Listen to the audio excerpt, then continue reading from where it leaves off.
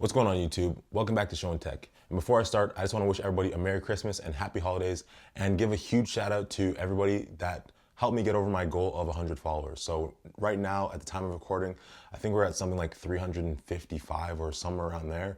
And it's honestly been an amazing experience for me. I can't thank you guys enough. And I'm super excited to have my own custom URL.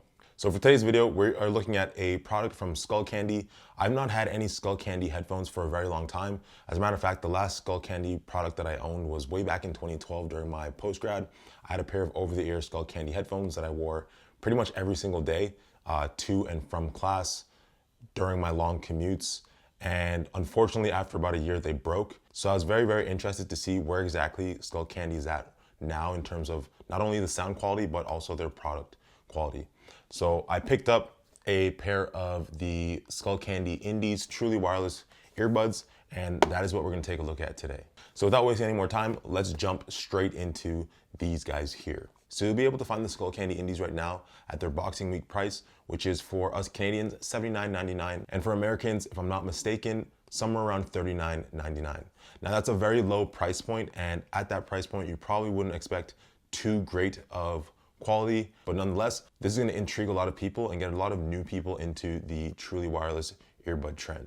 So taking a look at the specs on these guys here, they have a rather underwhelming 4 hours of battery life for each bud, and then you're able to place the buds back into the charging case for an additional 3 charges, giving you a total of 16 hours battery life on a fully charged case. Not only that, but these are IP55 water and dust resistant, so you're able to wear these during workouts or running and not really worrying about water and dust damaging the product, which is always good to hear.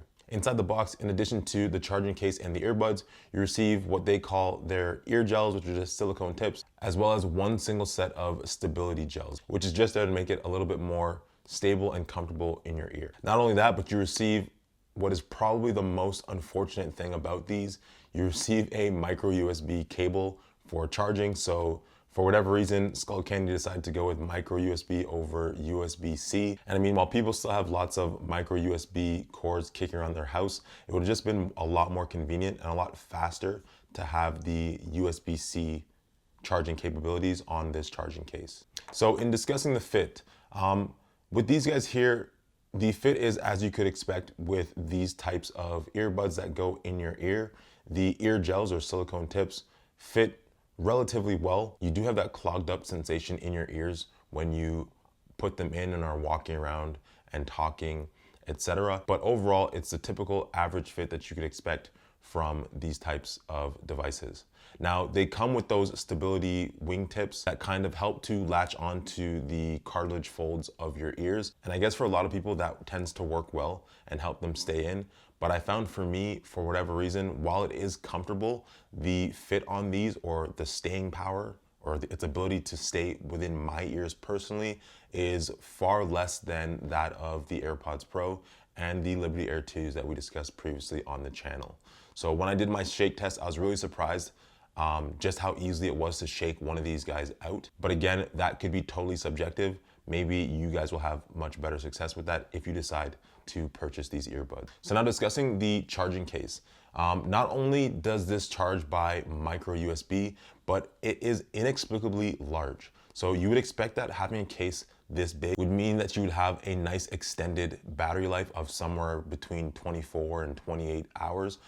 So it's really strange to see that not only does it use previous generation charging, and not only is it way larger than other charging cases, but it also underperforms in terms of overall battery life. If you remember going back to the Liberty Air 2s, which cost just a little bit more than these guys here, the Liberty Air 2s have a total battery life of 27 hours. So already there are some shortfalls for the Skullcandy Indies. In terms of the controls, this was something that I was actually quite impressed with. The Skullcandies use a touch sensor on both of the earbuds in order to control your music playback. So you're able to play, pause, increase volume, decrease volume, and move forward and backwards on the track, as well as access your device's assistant. And all of that is laid out very clearly on the inside of the box, which shows which touches you can apply in order to do all of those things. So for example, one touch on the right earbud is volume up, whereas one touch on the left is volume down.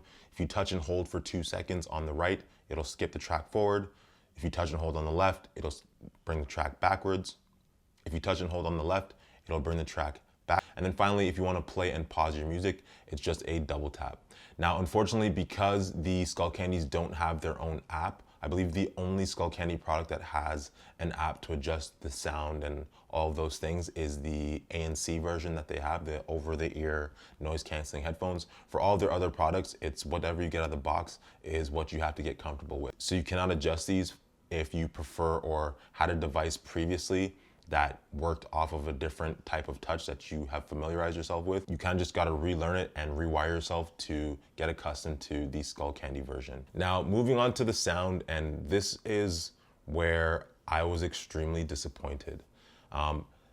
My previous Skullcandy products, while the sound wasn't that great, they at least had what Skullcandy is known for, which was that intense bass.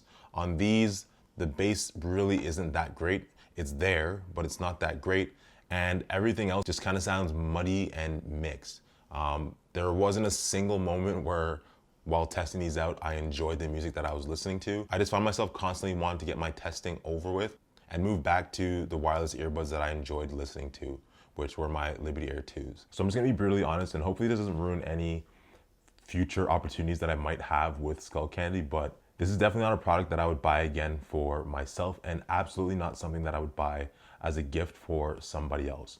If you're willing to pay the full price of $100 or that Boxing Day price of $79.99, honestly, I would sooner just wait, save up a little bit more money, and move myself up into the next tier and grab something like the Liberty Air 2s.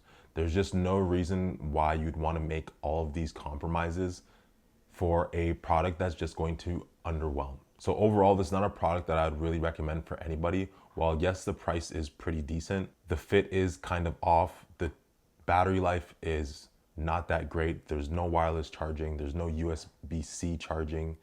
The sound quality is really not that great at all.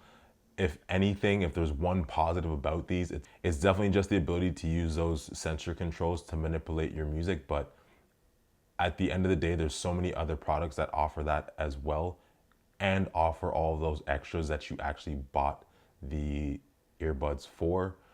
So I personally just wouldn't do it. I mean, even the overall look of just the case and the actual earbuds themselves, they just kind of look kind of toyish to me. The fact that it's larger than it needs to be and has that shiny plastic instead of that matte finish, it just seems like it's a product that's geared towards a younger consumer who doesn't really care for quality and just kind of wants to have the ability to listen to music wherever they might be. So I know this was a short one relative to my other videos, but that's really all that it took in order to discuss the Skullcandy Indies. Again, apologies if this was something that you were waiting for and really hoping to grab. I just don't think that you'll be satisfied, and I really don't think that it's worth your money. There's just so many other products out there that are more put together. So thanks again for watching. Hopefully you enjoyed this and I was able to provide you with some useful information. If you did like the video, I'd truly appreciate a thumbs up and a subscribe. You don't need to hit the bell. I mean, if you watch it at some point, that's more than enough for me. Continue to stay active in the comments. I love answering each and every one of your questions or comments, as I truly enjoy the engagement. So peace out, everybody. Much love as always. Throwing up 2 of them, and I'll catch you in the next one. Peace.